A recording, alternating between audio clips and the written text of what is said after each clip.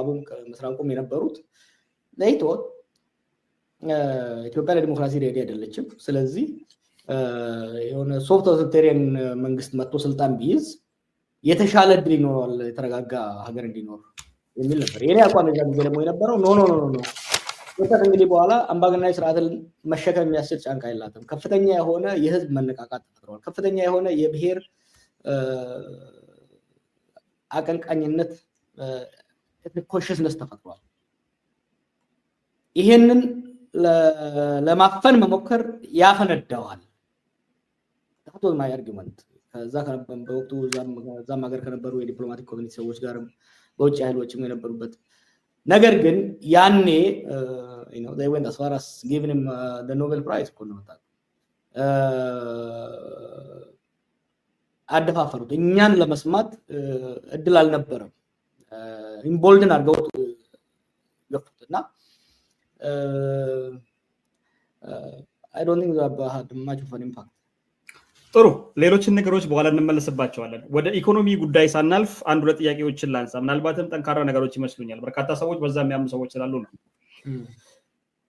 አብይ እዚህ ደረጃ ለመድረስ ወይ ደግሞ ሀገሪቱ አሁን ላለችበት ቀውስ ለመድረስ የብሔር ፖለቲካ ትልቁን ሚና ተጫውቷል ብለው የሚያምኑ ሰዎች አሉ በግልጽ ወጥቶ ሚዲያ ላይ የሚናገሩ ሰዎች አሉ የሚጽፉ ሰዎች አሉ የብሔር ፖለቲካ ሀገሪቱ እዚህ ደረጃ እንደተደርስ አድርገዋል ብለህ ታስባለህ ምናልባቱም አንተ አንዱ ብሔርተኛ ነበርክ በተለይም ከኦሮሞ አካባቢ ማንንም ሰው እንደሚያውቀው ያንን ስትገፋ ነበር የነበረውና የብሔር ፖለቲካ እዚህ ደረጃ ሀገሪቷ እንድትደርስ ግፊት አድርገዋል ወይ ደግሞ አብይም ጦረኛ እንዲሆንና በዚህ ደረጃ መስቀልቀል እንዲወጣ አድርጓል ትላለህ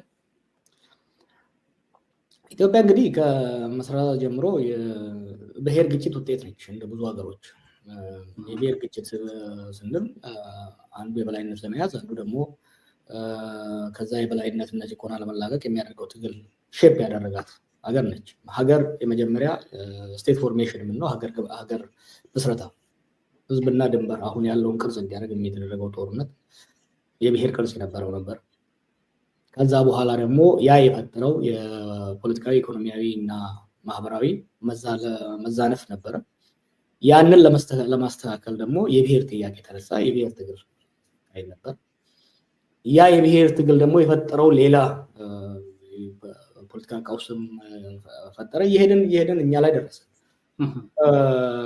by 2018 የብሔር ጉዳይ አፍጥቶ ወጥቷል ምንም ሊደበቅ የሚችል ጉዳይ አይደለም ኢትዮጵያ ህብረ ብሔራዊ መሆኗን ሁሉም ሰው ተቀብሏል ያሉ የብሔር ኃይሎችን የብሔር ጥያቄዎችን የብሔር አስተላለፎችን እንዴት አቻችሎ አመዛዝኖ መሄድ ይቻላል የሚለው ነው የኔ ሐሳብ and still remains ዲሞክራታይዝ ማድረግ ህዝቦች ራሳቸውን በራሳቸውን ያስተዳደሩ የራሳቸው ሁሉና ላይ ባለቤት ሆነው የጋራ ሀገር ደግሞ እንዲመሰርቱ የሚያስችል የፖለቲካዊ ቀመር ያስፈልጋል ይሄ ፖለቲካዊ ቀመር ደግሞ ከላይ የሚጫን ሳይሆን በህዝቦች ውይይትና ድርድር በተለይ ደግሞ በልሂቃን መካከል በሚደረግ ድርድር ንግግር ውይይት ላይ የተመሰረተ ቀመር ወይ ደግሞ ኒው ሶሻል ኮንትራክት ዲቨሎፕ መደረግ አለበት የሚል አስተሳሰብ ያለኝ አይ ቲንክ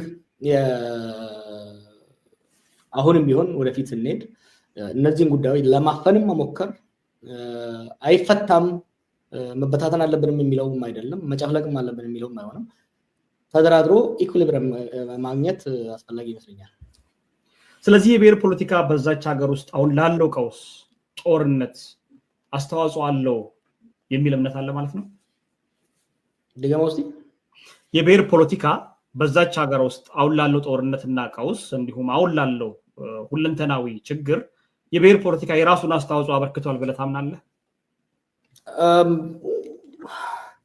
well it's simplistic ነው የቀላል ነው የብሔር ፖለቲካ የምትለው ነገር ከየት መጣ ራሱ ምንድነው የብሔር ፖለቲካ የፈጠረው እኮ ብሔራዊ ጭቆና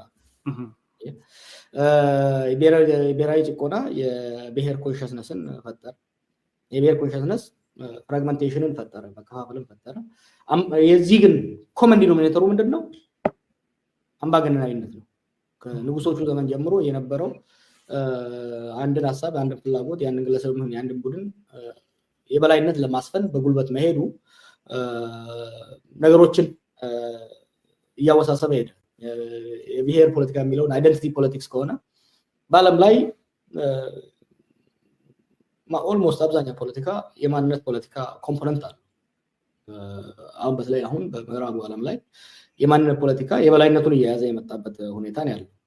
የማንነት ፖለቲካ ይዞ የሚመጣው ችግር እንዳለ መገንዘብ ያስፈልጋል ነው። ችግር ያን ችግር ደግሞ በማፈን ልትወጣው አትችልም። የተስሩ ዲሞክራቲክ ኢንጂነሪንግ ነው መወጣት የምትችለው። አሁን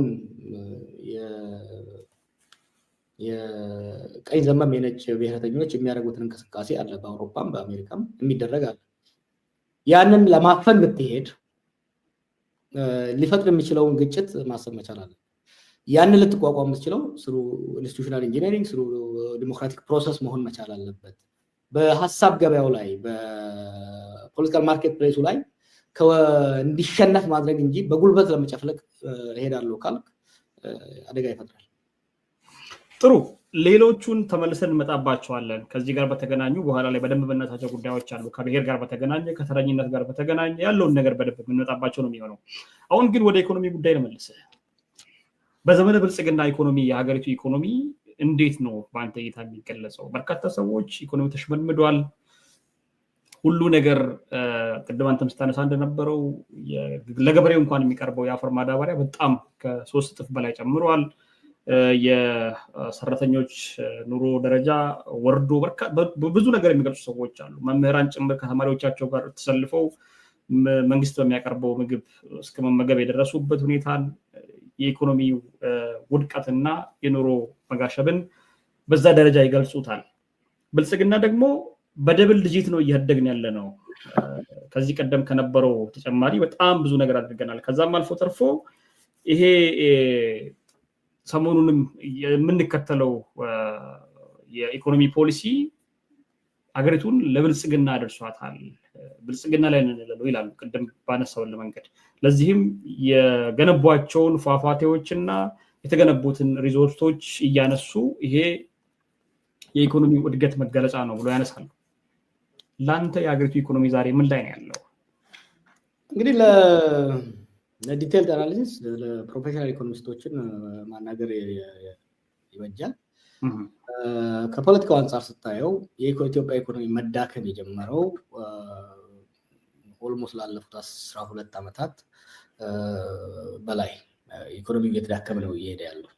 አትሊስት ከ2012 ጀምሮ የጂዲፒ እድገቱን ራሱ ብታየው ዳውንዋርድ ትራጀክቶሪ የሚያሳይ ምንድን ነው የተፈጠረው ብለን ማየት መቻል አለብን። ከፖለቲካው ጋር ስለሚያያዝ መለስ ሲሞት የፖለቲካ ቀውሱ ኢንተርናል ቀውሱ ጀመረ። መለስ ሲሞት ትልልቅ ፕሮጀክቶችን አስጀምሮ ነበረ፣ ሜጋ ፕሮጀክቶችን አስጀምሮ ነበረ። የህዳሴውን ግድብ ብቻ ሳይሆን የተለያዩ ስኳር ፋብሪካዎችን፣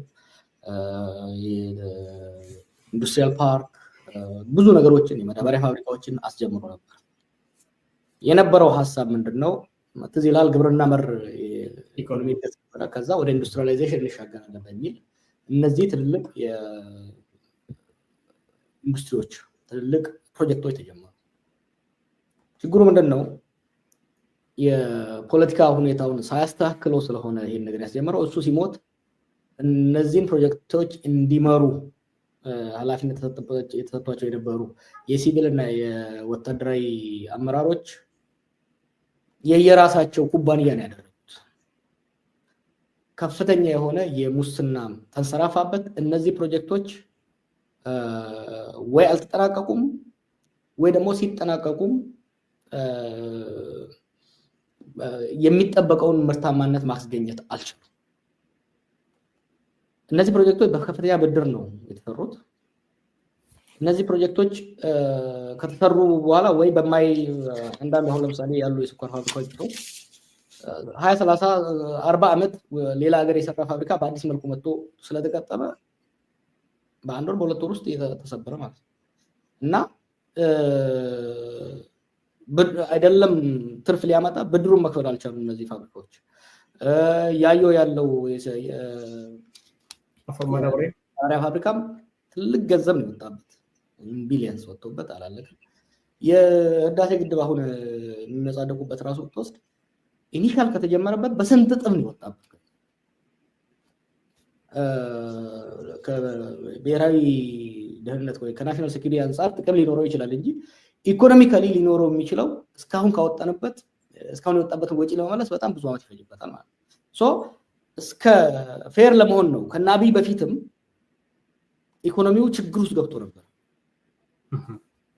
የፖለቲካ ቀውሱ ኢኮኖሚው ችግር ውስጥ ፈጠረው፣ ችግር ውስጥ ከተተው እና አብይ ወደ ስልጣን ከመጡ በኋላ እነዚህ ችግሮች መፍትሄ ማድረግ ሲገባ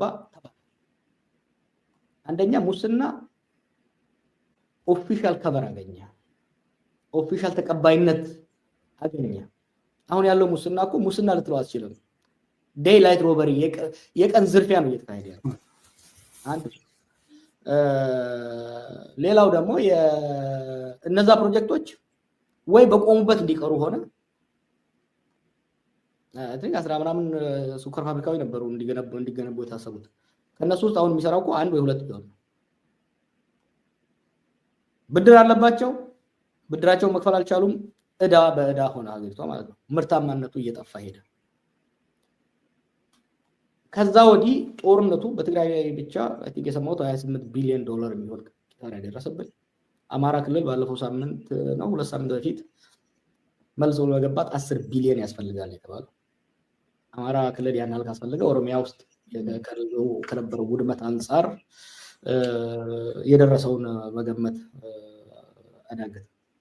ኦቨር ቶኪን ቢሊየንስ ኦፍ ዶላርስ ያስፈልጋል መልሰን የነበርንበት ቦታ ላይ 2018 የነበርንበት ቦታ ላይ ለመድረስ ከፍተኛ ገንዘብ ያስፈልጋል። ያን ገንዘብ ግን አትሊስት ወደኋላ ለመመለስ እያፈሰሰ ነው። ኢኮኖሚው እያፈሰሰ፣ ኢኮኖሚውን እንደ አንድ ጎተራ ብትወስደው ጎተራው በጦርነት ምክንያት ተበሳስቶ እያፈሰሰ ነው። አትሊስት መፍሰሱን ማቆም ያስፈልጋል ነው። ስለ ሰላም ሁሉ የምናገረው ጦርነት እንዲቆም የምናገረው አተ ሚኒመም ያለው የቋት መፍሰስ እንዲቆም ማድረግ ያስፈልጋል። ይሄ እንዲፈስ ማቆም አልተቻለም ጦርነቱ ስለቀጠለ። ትግራይ ውስጥ መልሶ ግንባታ እስካሁን አልተጀመረም። ምክንያቱም ኤሊታል ጦርነት ሊጀመር ይችላል። ኦሮሚያ ውስጥ ሰላም ስላልመጣ ከፍተኛ ነው። ለዚህ ነው የኛ ሀገር ህዝብ አንድ ነገር መረዳት ያለበት፣ የአማራ ክልልና የኦሮሚያን ጦርነት ሰው ሲሪየስሊ መውሰድ መቻል አለበት። ምክንያቱም ትልቅ የኢኮኖሚ እንቅስቃሴ ያለው በዚህ አካባቢ ነው። በዚህ አካባቢ ገበሬው አርሶ መውጣት አልቻለም። የንግድ እንቅስቃሴ ቆሟል። አይተህ እንደሆነ አሁን ባለፈው ከዚህ ከሰሊጥ የሚያመርተው አካባቢ ከጎንደር ከሁመራ አካባቢ ሲመጣ የነበረ መዓት መኪና ሲነዳ አይተሃል። ይሄ እንግዲህ በሚዲያ ያየነው ነው የማይንቀሳቀሰው። በዚህ ምክንያት አብዛኛው ምርት በኮንትሮባንድ መልኩ በሱዳን ነው የሚወጣው። በደቡብ ኦሮሚያም እንደዚሁ ነው። አብዛኛው ምርት በኮንትሮባንድ መልኩ ነው የሚወጣው። ሀገር ወይ አይመርትም ወይ የመረተው ፕሮፐር በሆነ መልኩ እየተነገደ አይደለም ያለው። ይሄ የኢኮኖሚውን እያመናመነው እያዳከመው ነው ያለው። ከዛ የተረፈውንስ ምንድነው እየተጠቀሙበት ያለው? ከዛ የተረፈውን ደግሞ ፓርኮች ላይ፣ ቤተ መንግስቶች ላይ እና በልዩ ነገሮች ላይ ነው የሚወጣው።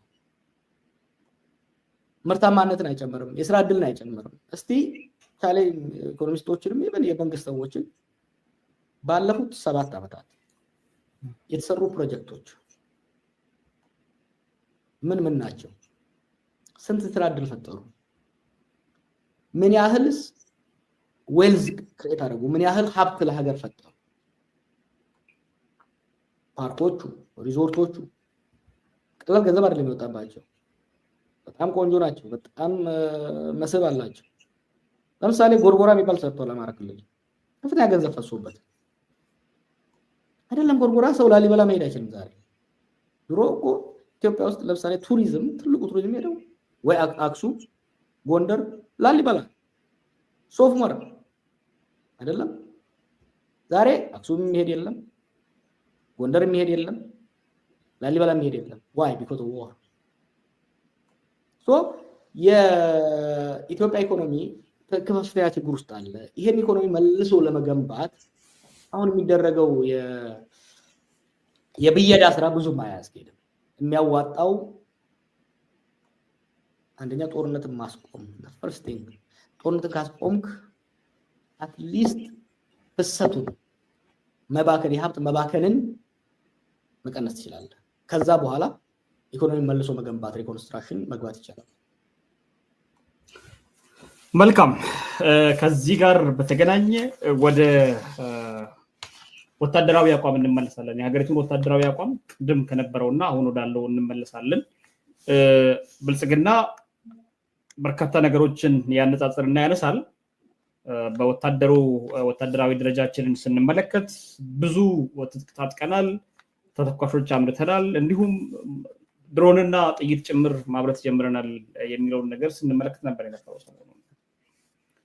ኢትዮጵያ ያላትን ወታደራዊ አቋም ቅድም አንተ ስትገልጽ ከኢትዮጵያ አልፎ ለሌሎች አፍሪካ ሀገራትም ወታደር የምትልክና ዋስትና የሆነች ሀገር እንደነበረች ነው ስትገልጽ የነበረው። ዛሬ ያለውን የሀገሪቱን ወታደርና ቁመና ወይ ደግሞ የሀገሪቱን የጦር ሰራዊት ቁመና በምን መንገድ ነው የምትመዝነው? ምን ደረጃ ላይ ነው? የኢትዮጵያ ስቴት ዋር ሜኪንግ አቢሊቲ በጣም ትልቅ ነው። ለጦርነት ሰዎችን የማንቀሳቀስ አቅም በጣም ትልቅ አለው። እሱን አንደርስታንድ ማድረግ አይቻልም። በአሁኑ ጊዜም ፕሮባብሊ በመቶ ሺዎች ያሉ ወታደሮች አሉ በመከላከያ ስር። ከመከላከያ ውጭ በተለያየ አደረጃጀቶች አሉ። በመንግስት ስር ፕሮባብሊ ወደ 2 ሚሊዮን የሚሆን ወታደር እንዳለ ነው የሚገመተው። በፖሊስ በሚሊሻ የታጠቀ ኃይል ማለት።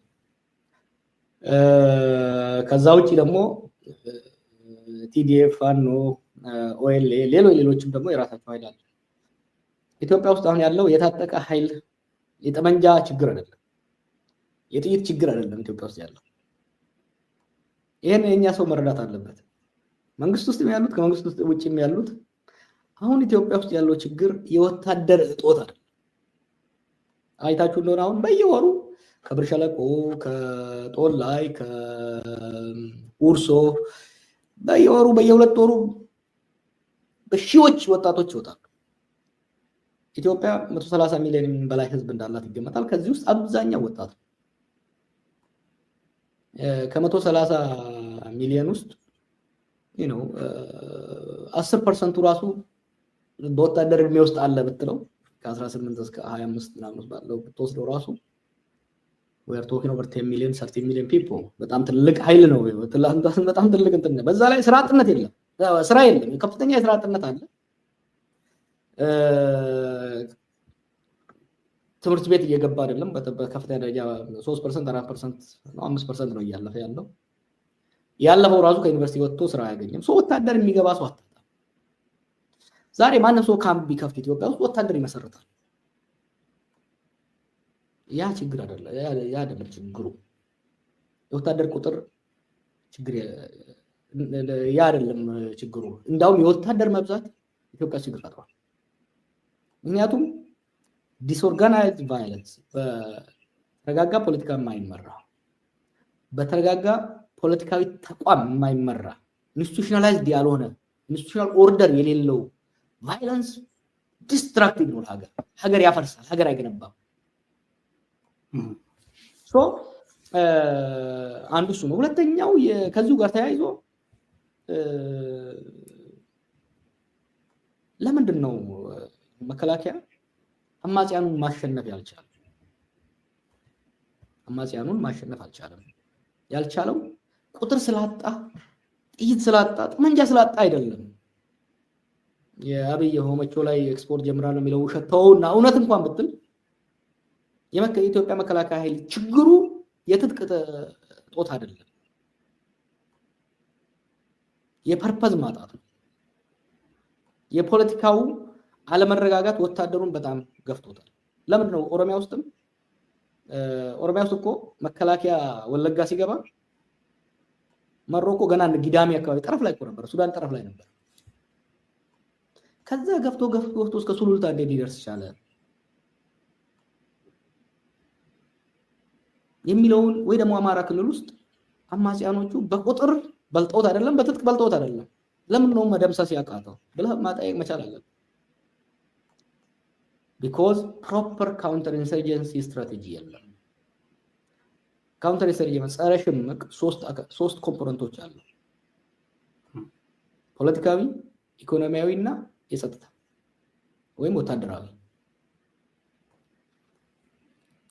መከላከያ የሚመጣው አንዱን ለማስፈጸም ነው፣ የጸጥታ እርምጃ ለመውሰድ ነው። የጸጥታ እርምጃ ብቻውን በቂ አይደለም። ከአማጺው ጋር ኮምፒቲቲቭ ሊሆን የሚችል የፖለቲካ ዲስኮርስ፣ የፖለቲካ ናሬቲቭ መኖር መቻል አለበት። ህዝቡ ወደ አማጺው እንዳይሄድ፣ ወጣቱ ወደ አማጺው እንዳይሄድ የተሻለ እድል በመንግስት ሊፈጠርለት ይገባል፣ ኢኮኖሚካሊ ማለት ነው። ኦሮሚያ ውስጥም ሆነ አማራ ውስጥ ብሎም ትግራይ ውስጥ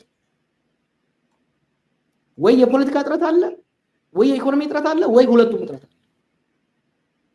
ይሄ መከላከያው ላይ ከፍተኛ ጫና ፈጥሯል። በተለይ ደግሞ የመንግስት ገዢ ትርክት እነ ዳንኤል ክብረት ያነሱታል፣ ፕሮፐር ግን ፍሬም ማድረግ አልቻለም። ገዢ ሀገራዊ ትርክት ዲቨሎፕ ማድረግ አለመቻል የወታደሩን የሚመራበት ፐርፐዝ አሳጥቶታል። ግጭቶቹ ብሔር ነክ ከመሆናቸው የተነሳ ይሄ ወታደር ደግሞ ህብረ ብሔራዊ ከመሆኑ የተነሳ በወታደሩ ውስጥ ሲፕ እያደረገ እየገባ እያዳከሙ ነው።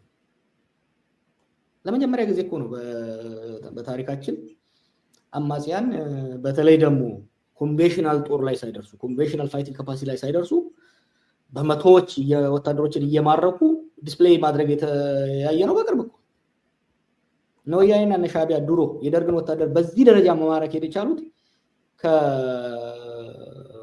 ከጎሪላ ፋይቲንግ ወደ ኮንቬንሽናል መካናይዝድ በሆነ ደረጃ መዋጋት ከጀመሩ በኋላ ነው የደረሱት። ዛሬ ፋኖም ወይለም ኮንቬንሽናል ጦርነት አልደረሱም። ስቲል ጎሪላ ታክቲክ ላይ ነው ያሉት።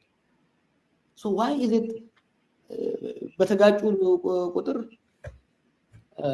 በመቶዎች በሺዎች የሚማረከው ወታደሩ ሞራል የለው፣ ፐርፐዝ የለው።